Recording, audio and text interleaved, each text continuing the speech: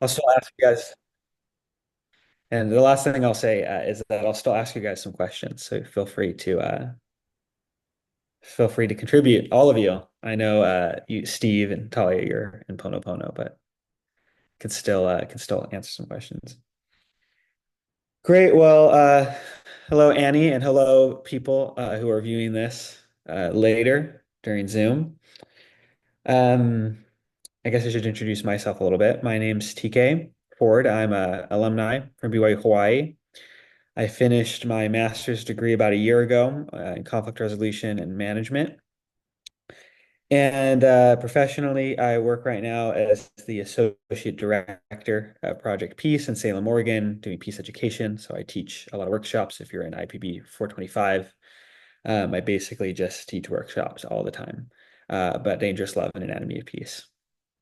And then on the side, I work as an evaluation consultant, doing program evaluation for peace building initiatives in the South Caucasus. So that's a little bit about me. At this point, I would ask you all to introduce yourselves and tell me a little bit more about yourselves, but you're on Zoom, so we can't do that. So we'll just go straight to talking about what we're here to talk about today. Gotta share my screen.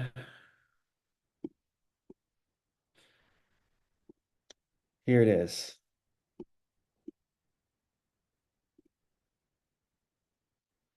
Nope, sharing.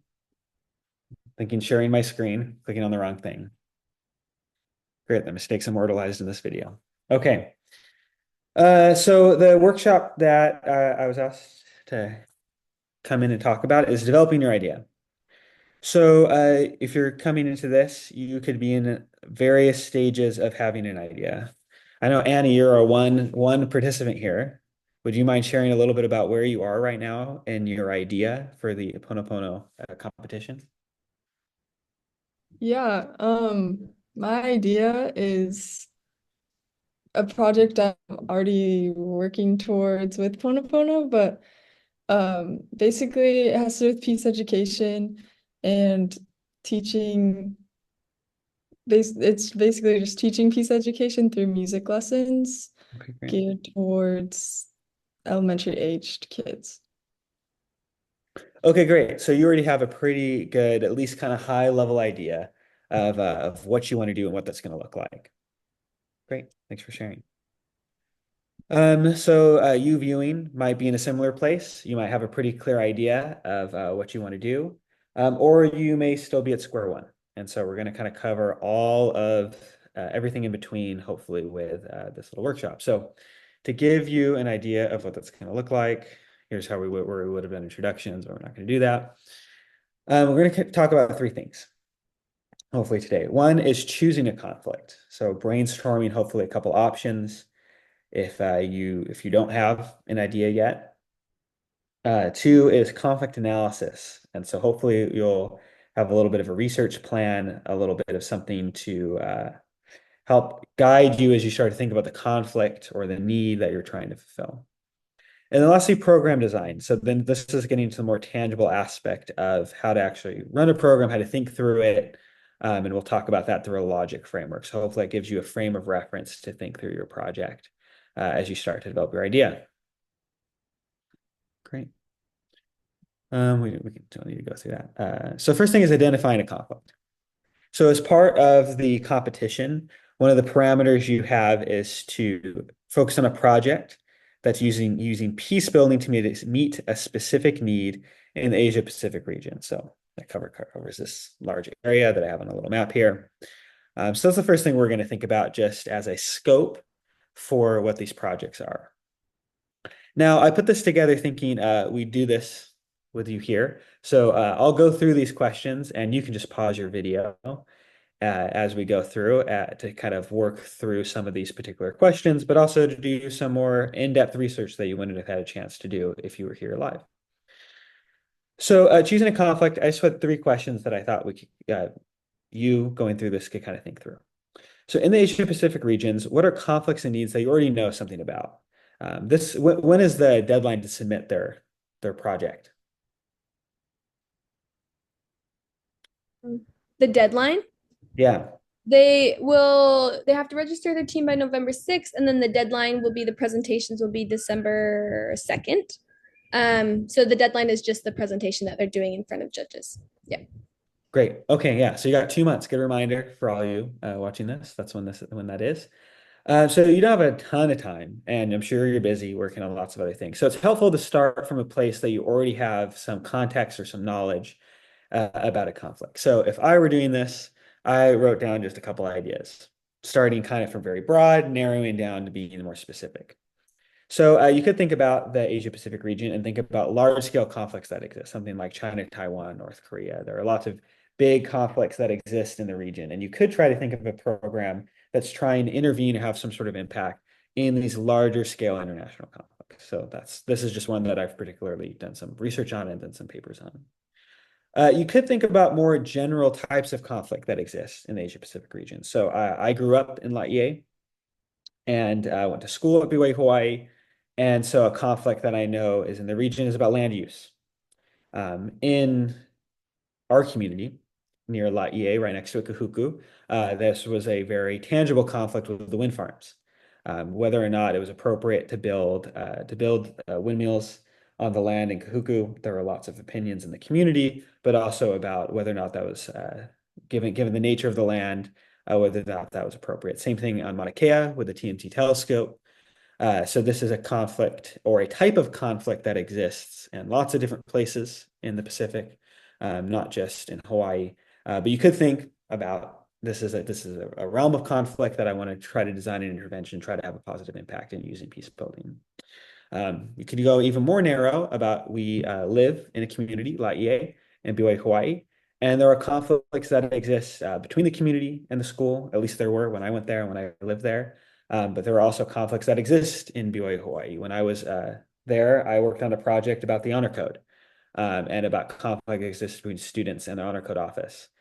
Um, so you could think even more local than that, even more local than Hawaii or kind of different types of conflict. You could try to think of something that's just very accessible in that sense.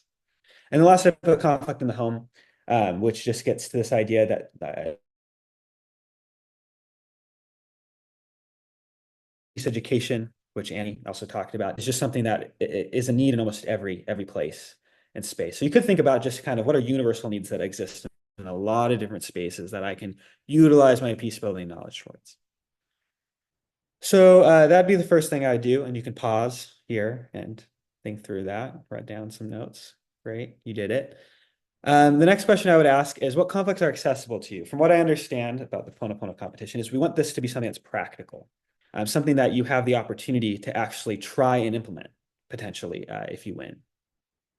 So some of these, you might make this list, you might add more conflicts that are accessible to you, but you might also think of this as kind of going through the options you wrote down and asking yourself, what is practical, what is accessible to me? What could I actually implement, next year if I win this competition? If it's a huge conflict or it's a conflict that's super far away and you would need to actually be in person to do it, that might be less accessible to you. So you might want to start with that end in mind that this might be something that you'd have the opportunity to actually implement. And then lastly, just what are you most interested in? So whatever conflicts, so you might add some more conflicts here, some more needs here of things that you're just passionate about that, or just interests that you have like music, like Annie talked about, that you could be a specific angle or a specific area of expertise that you're bringing to the project. That would be helpful. So again, you can pause, you can think through this. The idea here is just to brainstorm some options for you to think through and process as you go through the rest of the workshop. Great, you've done that. You're thinking about what you want to do. The next thing we want to talk about is called conflict analysis. So if you are in the McKay Center, you've learned about lots of conflict analytical theories. And the purpose, let me just check my slide. Yeah.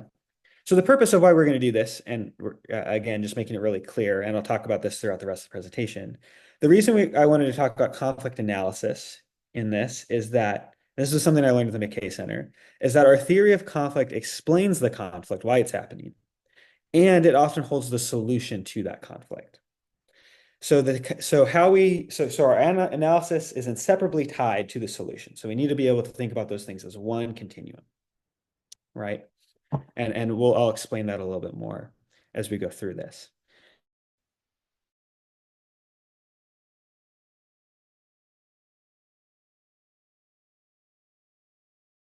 Answer this question. Can you give me some example theories you've learned at the McKay help explain conflict?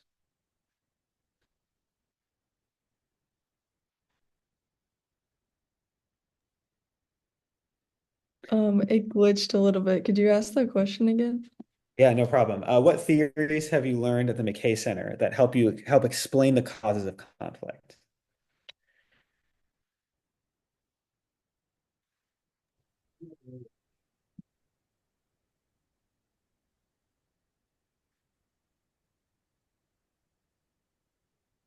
Hmm. I'm like thinking, Putting you on the spot. You yeah. can edit this part out if you want to. Um, I feel like a lot of the theories focus on like what we've talked about, seeing people as people. And so it's like not seeing people as people. The cause of conflict is people not being on the same page, not giving each other the respect that they deserve. So seeing people as objects, I guess. Great. So yeah, that's a principle from outward mindset from Arbinger, that we see people as people, we see people as objects. When we see people as objects, they're either getting in our way, we're using them for something that are relevant to us. And all those things can be the beginning point of having conflict with them. So great. Yeah, that's a great example. Great. If you think of any more, and I'll try to pepper some. I don't know. I mean, I went to them as some of you. I guess I don't think this part was recorded. I think I graduated about 3 years ago, so maybe some of the things that have been taught are changed. But I'll try to show some of those pieces that might be familiar once I kind of talk about them. But what I want to share large is 5 approaches. So in the peace building world, we talk about there are 5 general approaches and schools of thought around why conflict happens. And these are what we call the agency-based approach, the structured-based approach, the identity-based approach, the discursive approach, and the needs-based approach. Now, all of these, I could spend a whole hour talking about any one of these theories, but we're just going to just quickly go over the surface about what each of them are to hopefully give you an idea of what kind of what kind of theories you could use to better understand the conflict that you're dealing with. At the same time, I want to give an example of what this looks like in a real conflict. So I'm going to use one that I have done a lot of research on. This is what my master's program was focused on, which is political polarization in the United States. So I'll explain a theory, and then I'll give an example based on a conflict. And so all of them all apply to political polarization to show how you could use it to analyze that conflict. I also recognize some people watching this may not be from the United States and may not be very familiar with this conflict, even if you are from the United States. So I'm just going to give a quick primer into what that conflict is, so you have a little bit of context to understand what I'm talking about. In the United States, we have 2 political parties. So 2 groups of political ideas that have existed for decades and are always in conflict with each other. Conflict is innate to politics. You can't have politics without it. That's okay, because we can have constructive conflict, dangerous love, small cocoon. That's okay. That's not the problem. The problem is these 2 groups, the Democrats and the Republicans, or the conservatives and the liberals, depending on kind of what kind of groups you're focusing on, have over the last decade or maybe even longer, moved further and further away from each other, both in terms of what they believe are the right things for policy, but also in terms of their opinions and their perceptions of each other. They become more and more divisive, and that's led to harsher and more dehumanizing rhetoric by both sides, as well as greater degrees of threats, harassments, and even violence towards politicians in the United States. So it's an escalating conflict. It's going on right now in the United States. We're also about to have an election in a few weeks, the presidential election. So this is very top of mind for a lot of people. That's as much background I think as you need just to understand how these different theories are going to apply. We'll start with what we call the agency-based approach. So agency-based approach says that conflict is the result of rational actors. This is a very political science perspective. If you've any of you taken political science classes, this is kind of the perspective that you use there. But it's that these rational actors are trying to maximize their personal gain or their welfare. And so conflict is a calculated conscious decision that people engage in to pursue their interests. So me and you both want something, and so we can't both have it. So we're going to engage in conflict to try to obtain it. And we're going to escalate that conflict as we see necessary in order to obtain what we want. So this theory really focuses on what we would call interests, about what am I trying to get out of conflict? Why do I think that me escalating the conflict or making it destructive is going to help me obtain whatever it is that I'm trying to obtain? So in political polarization, we could think about this in kind of two ways. First off, we have political candidates, people who are running for office or are currently in office as rational actors. They are trying to become a politician, have some sort of personal interest, some sort of rationale about why they want to do this, and they're in competition with each other. And so while they're in competition with each other, only one of them can win. And so they're going to say and do anything that they think will help benefit them. And in recent politics, that has been escalated to I'm going to threaten, I'm going to harass, I'm going to do lots of things that normally would not be appropriate or seen as normal in American politics. But now they're becoming increasingly normalized. So I'm going to do those things, but in the agency-based approach, they're doing it for a reason because it's in their minds, it's going to help them win. And so that's the perspective that the agency-based approach is having about why this conflict is happening. You could say a similar thing about voters. Voters are also rational actors. They have policy preferences. They have candidate preferences. And so they're increasingly turning to tactics that they think are going to help them win or help their candidates win. So I could say a lot more about this, but I think that's the gist of it. I guess I can ask our two people here, is this making sense? A question from Talia. So competition, conflict styles. Yep, great bringing in some more theory there. Yeah, so this says a lot about how competitors see conflict, as they want to win. And so that's how agency-based approach often is about, is I've been trying to win. Is this making sense so far for our two people here? Great. Okay. All right, so that's agency-based approach. Let's go on to our next one. This is what we call the structure-based approach. So structure-based approach, it says that conflict is a result of structures of violence that pit people or groups against each other. So this is Galtung. Galtung actually we'll talk more about Galtung later in another section. But if you're familiar with Galtung's triangle of violence, he has direct violence, he has structural violence, he has cultural violence. This is the structural piece of that. And so the structure-based approach argues that structures can cause violence in two ways. One, by favoring one person or group over another, leading to unequal opportunities or outcomes in life. Apartheid is a famous example of this, as conflict in South Africa, that you actually embed in law discrimination and discrepancies between two different ethnic groups. But this can happen in lots of other settings or in more subtle ways. It can also cause violence by precipitating direct violence against others, by putting groups within a structure in competition with each other. And so instead of thinking about people, we're thinking about structures. So in political polarization, we might say that conflict is a result of the United States political system being inherently flawed, that the way it was set up and the way that it currently runs puts these groups on a collision course. It's inevitable that they're going to polarize. It's inevitable that they're going to butt heads and escalate this kind of conflict. So this could be things such as we have a two-party system in the United States. We literally only have two options when we vote for most elected positions, at least in the federal government. That gets a little less true when you get to local levels. But that one creates a binary in conflict that makes it much easier for me and you to get into conflict with each other because it's just we're getting really easily separated into one or two groups. It also means I don't have any other options.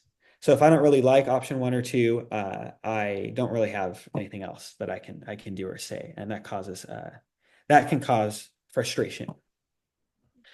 There are lots of other structures that people point to, things like the electoral college system that puts unequal emphasis on certain swing states. So your vote, a lot of you hear this all the time, your vote only matters if you belong to Arizona, or if you live in Georgia or you live in Michigan, one of these states that we would call a swing state. creates unequal value on votes because those are the ones that really often determine, at least in the presidential election, determine who wins. So a lot of people point to this as another structure that exists about how the US political system was designed that creates unequal outcomes and actually puts groups directly in competition with each other. And at least with the two-party system, some of you may also know, lots of other countries have a multi-party system. They have many different parties that you can vote for. It's not just this binary. The United States is unusual in that respect. But the point here is that there are structures, and that as a peace builder, I'm looking at the structures, the laws, the policies, and institutions that exist that are putting groups into conflict with each other, creating unequal outcomes. And I'm saying that is why conflict is happening. If we didn't have those structures in place, if something else was there, we wouldn't have this conflict. Great, makes sense? Yeah, TK. Yeah. Just to clarify, these five-based approaches are how we analyze the conflict to understand what the conflict is rooted from, basically. Is it rooted from the structures, or is it rooted from like agency-specific actors designed to perpetuate the conflict? Is that correct? And then the rest of the approaches? Yes, that's a great question. So each of these approaches is a way for you to understand the conflict, why it's happening. Okay, that's what I thought. No, great. Yeah, great to clarify that. And that was making me think of something else that I should say here. I should also point out that when we're talking about conflict analysis, it's not scientific. It's going to be your opinion. It's going to be, what are you, based on all the evidence that you see, what do you think of these as the most compelling factor? Because I'm used to talking about one conflict, and I'm talking about looking at it from 5 different angles, because any of these 5 approaches could describe political polarization, and I will describe it through each of those different things. So as peace builders, our job is to look at all these different angles, think about which one we think is the most compelling, the most important for us to intervene on, and not all conflicts will have all 5. And some conflicts might touch multiple ones. And we might say, actually, I think it's a combination of some of these. But we want to know all the different perspectives so that we can get as wide a view as possible on the conflict. Great. I'll say more about that probably later. So that's structure-based approach. You guys seem like that made sense. So let's go on to the next one. Identity-based approach. I put the Hogwarts sign here because I think it's a funny example. And that people might recognize immediately of identity groups and how they immediately get put in conflict with each other. So, but this approach, again, talking about why conflict happens, says that conflict is the result of group identities. Human beings have a fundamental need to belong. We want to be in groups. We want to socialize. And so we form groups. We go with people who we find commonality with. We also have a need to simplify and organize the world around us. We want to be able to navigate and move around it easily. We don't have to constantly be thinking about things. So we also group other people into groups to try to make that process easier. And what this does is it can precipitate conflict through a predictable pattern.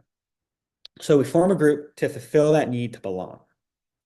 Because of self-deception and lots of other things, we start to associate our group with positive attributes. We think about our group, we came to it because of maybe common interests, but now we're here because our group is good. Our group is moral, our group is righteous or faithful, or our group is smart and intelligent. We just start thinking about positive attributes and we start applying them to our group. We then take that a step further by saying, not only are we so great, but compared to so-and-so group B, actually, we're so much better than this other group. This group is not any of those things. So we start to compare. And then that leads to what we say the out group, the other group starts to be dehumanized. And the emphasis actually shifts from talking about how great my group is to how bad the other group is. And then that can lead to destructive conflict. Great. In political polarization, this is probably one of the easiest ones to see, at least if you live in the United States. But the theory goes here that conflict in political polarization is a result of these things called mega identity groups. So your political affiliation, what you believe about politics in the United States, now is not only just about politics, but it starts to absorb other identities and move into all the other spaces in our life. So sports, for example, 10 years ago, politics there was nothing about sports that had politics, but then people were kneeling at national anthems and people were commenting and getting frustrated by that. and started bringing sports into the political space. Religion. Lots of people will say you can't be a good Christian, or you're only a Christian if you vote for so and so, or if you're in this political group. Our religious identity starts to get absorbed into our political preferences. Our geographic identity, where we live in the United States, our personal values, what is and isn't right, all starts to get absorbed, so that the divide between these two groups grows larger and larger. There's nothing connecting them anymore, because all your identities are starting to stack underneath the political one, is what we would say in the United States. And so if I see that as the origin point of conflict, then I'm using the identity-based approaches, these identity groups that were forming around these different around these political ideologies. We talk about this one a lot. Vulcan is a theory we talk about in the McKay Center. Regression, leaders who get groups into regression. And anyway, we don't need to go into that, but that's a theory that you learn at the McKay Center that fits under this approach. Great. That makes sense. Any questions? Great. Needs-based approach. This one's, I think, pretty straightforward, and it just argues that conflict is a result of unfulfilled needs. When a person or group is deprived of one of these needs, they engage in conflict to try to reclaim it. So this actually comes from a conflict theorist named John Burton, but I think Maslow is like a much more well-known and like easier to follow kind of framework to think about what those needs are. So I put that here instead. But just so no one watching this is like, why is he using Maslow? He shouldn't be using that. But anyway, so the needs here are physiological needs. So if someone's preventing me from getting basic things like water, food, shelter, sleep, it's going to agitate me, and we're going to have conflict. My safety needs, if I'm not still feel safe and secure, I'm going to potentially engage in conflict to try to get that safety. Love and belonging. This is where this kind of overlaps with the identity-based approach. Is I want to feel that people love me, that I belong in a space. When I don't have that, I'm going to engage in conflict, and it goes on from there. But these are the kind of needs that exist in the needs-based approach. So I might say in the United States, in political polarization, I might take the perspective that conflict is the result of everyday Americans being deprived of basic needs. Many people in the United States struggle to afford food, housing, and other basic necessities. They engage in political conflict hoping that things will change, that will improve their circumstances. And they're afraid if their rival group or the other person who they don't want wins, that they will no longer get those basic needs, that things won't change. And so the need, though, is the primary point of conflict. You can think about the same thing with rights. We talk about that a lot in the United States, rights and liberties and freedom.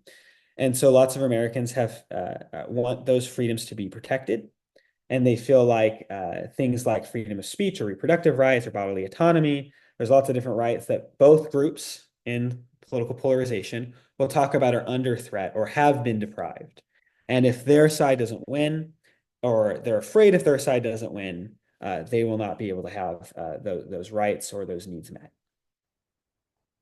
Great, so that's needs-based approach. Great, that one's pretty straightforward. The last one is called the discourse-based approach.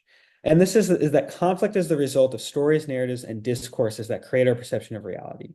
These narratives also often convince us that our best or only option is to engage in conflict. And so this is now going back to Galtung. This is another perspective of Galtung, which he calls a culture of violence, which is where violence and destructive conflict becomes either permissible or sometimes also just, or just at least, or sometimes even encouraged, that it's actually the right thing to do in certain circumstances. So this one's kind of, I feel like, kind of ethereal, but to give some more concrete examples of how discourses can be the origin point of conflict. First off, it can be what is real and isn't true. What is real and isn't real? So truth. So religions have conflict over what is true. History also is an example of me and you disagree about what happened in our history, about even in interpersonal conflict, you see this. We disagree about the facts of what happened. And so we're going to have conflict because of that. So that's a discourse, that's a narrative, that's a story. We weren't there sometimes, especially if these are large groups and these are hundreds of years ago. Neither of us were there, but we have these stories that we believe are true, and it causes us to enter into conflict. What isn't important are our values. This is also worldview conflict. If you guys still read Doherty, this is also another theory from the McKay Center that kind of fits into this approach. how we shouldn't act, or ethics. This is a really important one because it gets to our ethics and beliefs about violence and war, and about when violence is and isn't permissible in certain circumstances. And lastly, it gets to the role people play in conflict, what we often call the victim, villain, hero triangle. This gets even to outward mindset, which Talia, you mentioned earlier, about how we see other people, the stories we tell ourselves and others about conflict can kind of fall into this kind of category. So in the United States, in political polarization, I could say that conflict is a result of biased media. News stations that claim to be fair journalism actually contain significant bias on both sides, and it leads people to believe false claims about the other side, and starts to also justify violence. I could also say conflict is a result of divisive rhetoric. Politicians say false or dehumanizing things about certain groups or other candidates, and it casts them as villains to be defeated, and it makes it much easier to want to fight those groups, or to believe that we need to get rid of those individuals, because they become these villains that we need to remove. So these are all examples of how these stories and these narratives are the origin point of why conflict is escalating and becoming more destructive. If we could change these narratives or not consume these narratives, then politics would not be so destructive. So those are the 5 approaches. Any questions? Great. The next thing that I'm hoping you can kind of take away from this is to start thinking about a research plan, especially if you're picking a conflict that has larger bearings, is to think about these different approaches. So you can think about the agency approach. Why are people choosing to engage in conflict? What are they trying to get out of it? What are they interested in?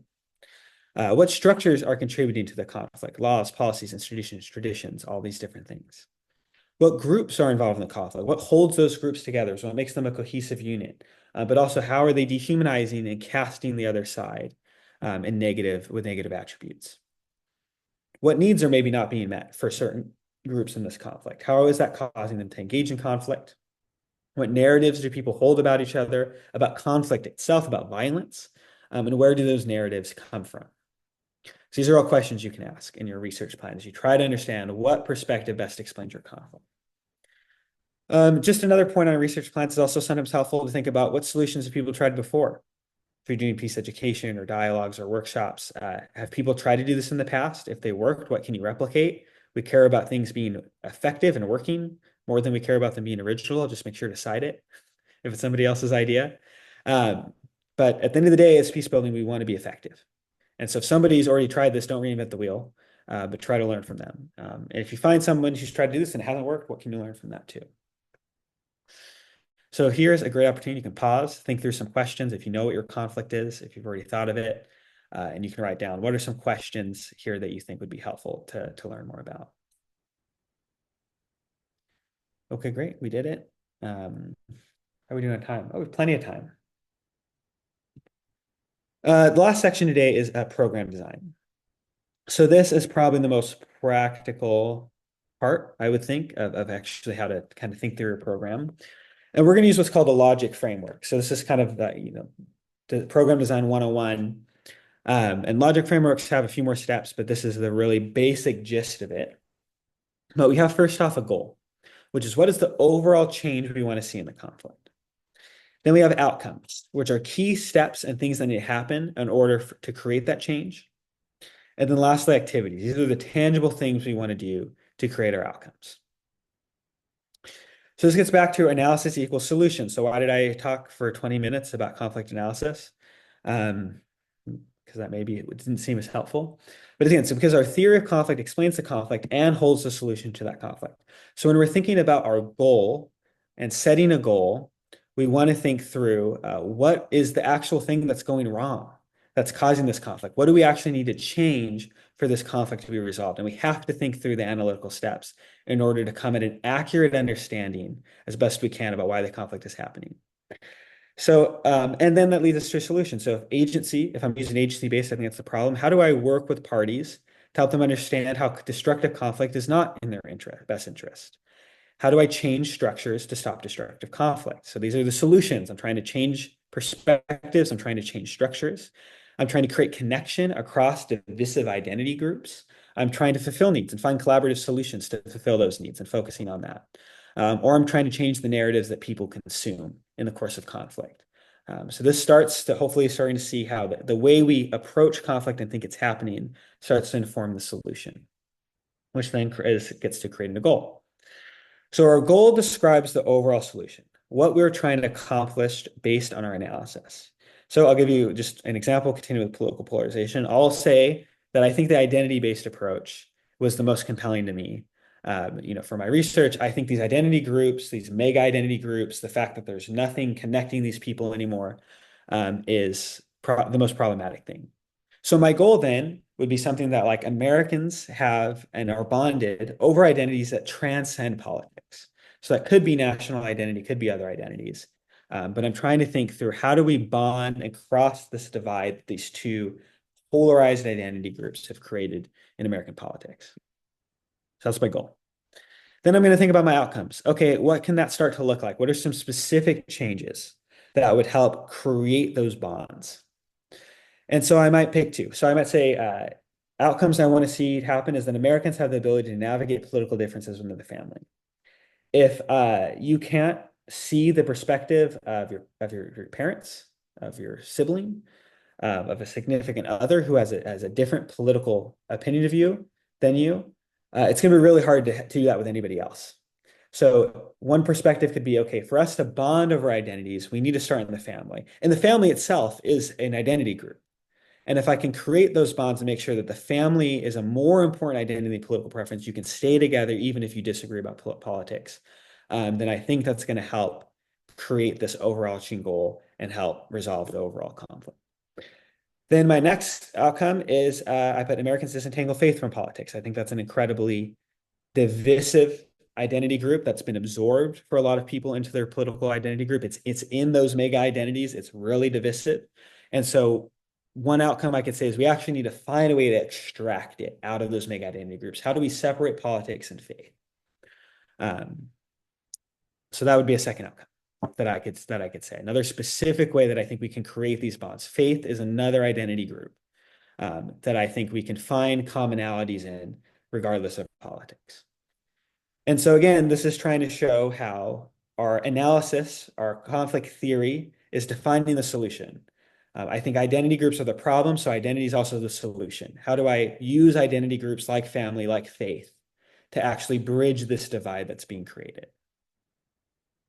Then we go to activities. So this is like what most of us really think about when we think of starting a project, is the really tangible, practical things, which are I run a conflict resolution workshop. I do a mediation or a dialogue. I teach peace education classes. I'm publishing journalism articles, introducing new narratives, or doing multimedia work, telling stories about the conflict or the costs of it. And doing advocacy campaigns. I'm trying to get policies or laws to change, and so I'm engaging in advocacy. Or I'm creating superordinate goals for groups that are in conflict with each other to pursue together as a way to bring them closer together.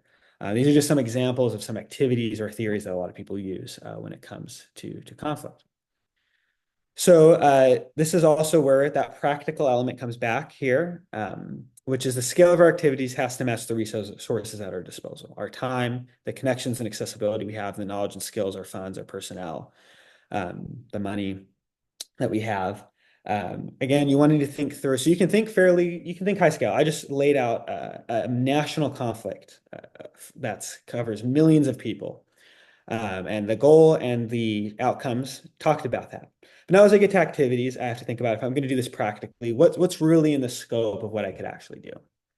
So one, I could say, if I live in Salem right now, so I could say, okay, in Salem, because that's just really what my sphere is right now, I could offer free workshops and dialogue meant to help give family members the skills to connect regardless of political affiliation. Lots of families are divided by this or being pulled apart by this.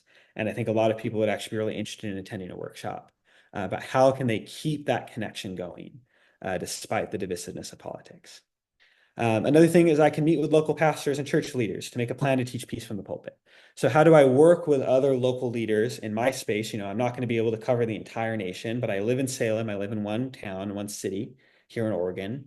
And who could I meet with and work with here and try to create a network that actually, and make a plan with them of other activities we could do that would actually try to increase those faith identities and also create intentional space to bridge that divide through faith. And so that could be another activity that I do. So that's program logic, goal, outcomes, activities. So for you, viewer on Zoom, and Annie here in the space with us, what I think you can do is you can just think through these 3 steps. What's the overall change you hope to see in the conflict? How's your conflict analysis informing that? What outcomes, what specific changes do you think need to happen in order for that goal to be accomplished? And then what are the tangible activities you can engage in to accomplish your goal? And you can pause, you can think about that, you can write that down. And that hopefully should give you some structure to start thinking about your project. Great questions. Was that at all what you were hoping for, people at Pono Pono? Yeah, that was perfect. I was just like thinking, just kind of overall of how, we use the iceberg analogy a lot, but for different reasons, but just how Yeah. like conflict analysis and like these approaches and understanding is all of the like iceberg below the water. And the activity is the tiny tip at the top, is what we see. And oftentimes what people like interpret and judge the peace building by, but there needs to be that support at the base, or else it won't accomplish what you need it to accomplish. And I know that we could go on to a whole nother tangent about like monitoring and evaluating the project and the effectiveness of it. But that really struck me as like, okay, the analysis needs to hold up your project, and you need to have the research to back it up. And that's something we're really emphasizing, is making sure that the participants have the research and the sources to back up the claims that they're making for the project and the approach they're taking. So that was perfect. Yes, I love that comparison. Again, we use the iceberg all the time, but it's a perfect analogy to talk about this. Because at the end of the day, and I said this before, but I probably could have started with saying this too. In peace building, what we care about is things working.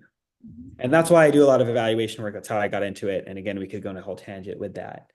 But in order for us to start with that end in mind of actually finding something that works, there's a lot of just thinking and processing that has to go into it rather than just jumping in and trying to actually just do something.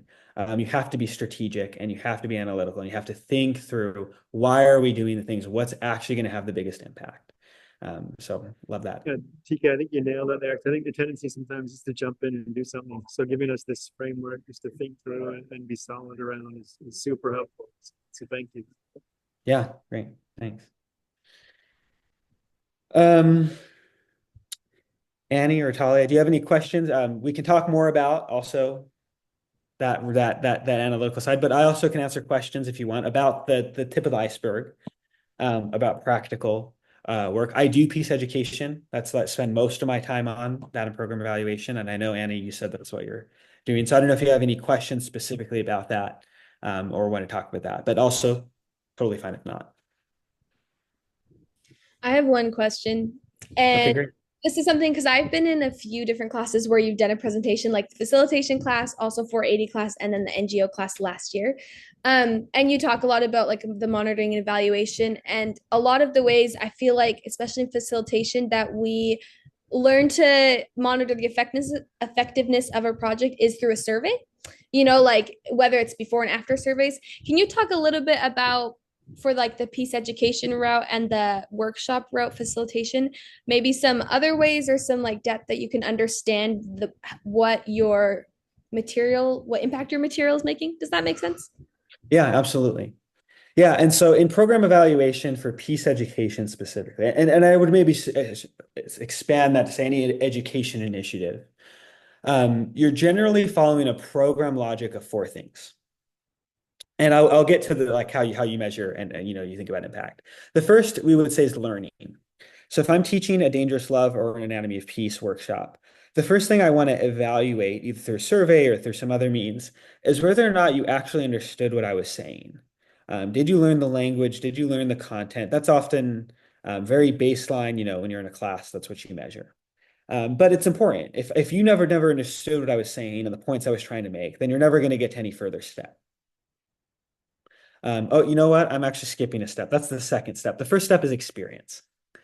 So the first step of experience actually says, if you do not find my presentation or my education or my class or whatever it is engaging and interesting, you're probably not going to keep showing up, especially if I'm doing multiple classes, or you're not going to pay attention. And if you don't pay attention and you don't keep showing up, you're not going to learn. Which is a second step, which I kind of jumped the gun on. So we do experience, then learning. Then we get to behavior change, which we might think of as effectiveness. I'm teaching this workshop because I want you to change certain behaviors. I want you, we would actually say mindset, so we might add attitudinal shifts as well. I want you to change how you're seeing things, but I want you to change how you're seeing things because it's going to affect behavior. That's our mindset model in our mindset. Mindset affects behaviors, affects outcomes. So that'd be the next thing I'm wanting to look at is did you have a good experience? Did you learn anything? And did having a good experience and learning things invite you to actually change anything about how you interact and see people? Then the last thing I'm doing is the impact piece. All of what we teach is if you see people differently, you treat them differently, it's going to improve your relationship. It might take time, but the relationship is going to change. Collusion is going to end. Conflict is going to be moved and transformed from a destructive force to a constructive force. So did you actually see that happen in your life is the last thing. It's impact is what we would call it. So those are the four things you often look for in what we would call any sort of education evaluation. So first off, that's getting to a little bit your question of what can you do to assess impact? Those are categories of things you could try to ask questions about. Now, your other question was about surveys. So this gets to data collection. How do I actually learn about any of those four categories? Survey is one of them. Generally, you can also look, there's different levels of formality of evaluation. As a facilitator, you can, at the end of the workshop, go and talk to people and just ask them questions around any of those four categories. What did you learn? What do you think you're going to do differently? You probably can't get much past experience and learning. Maybe you can get a little bit to behavior change if you do it immediately after. But I've done that at workshops or even things that I've externally evaluated where I've gone to see the entire program. I'll do kind of a focus group with everybody at the end and try to get to at least those first two questions. But then I think what you really are probably wanting to learn is about impact. Which is if people applied it, great, but also the whole reason we're having you apply it is to make a difference in your life. So you can do surveys and you can also do interviews. You can try to sit down with people and ask them if they're interested. And so, you'd have to figure out what your accessibility is at the McKay Center, the 121 workshop. You actually could probably find a way to structure this so that you meet with people again at the end of the semester and ask them some questions. But you can just send them an email. You only really need rigorous data collection processes and methods if you're doing if that's what it calls for. If you just want to know about impact because you want to improve or because you just want to understand if what you're doing is actually working, you don't have to worry as much about that. You can send people an email and just say, hey, I just want to hear, it's been a month since you took this workshop. Have you seen anything different in your life? Have you seen anything change? Or you can invite them to grab lunch with you and you can sit down and have a conversation with them. Am I answering your question, Talia? Great. Yeah, I think it's helpful to understand different ways because for some reason in my head, the survey is like the go-to monitor and evaluation method. So I think the interviews is good and also just a good point to know that you don't need the numbers unless you specifically want them. But if it's just to improve, you can just have that email or that feedback in person of just how can we continue to be better to meet this need, that we identified, but we're not perfect at meeting the need, on the first try. So, yeah. Just like all the programs we talked about, evaluation is also an iceberg. And there's lots of thought that we have beneath it. One of which is why am I collecting this information? What am I going to use it for? And that often determines there's lots of different approaches of why do I actually want to learn this. And so you don't always need numbers. If you're doing it, like I'm doing an external evaluation for a donor, yes, I need the numbers. But if you're the facilitator of it and you just want to learn, you can do that in lots of different ways. Okay, great. Annie, do you have a question?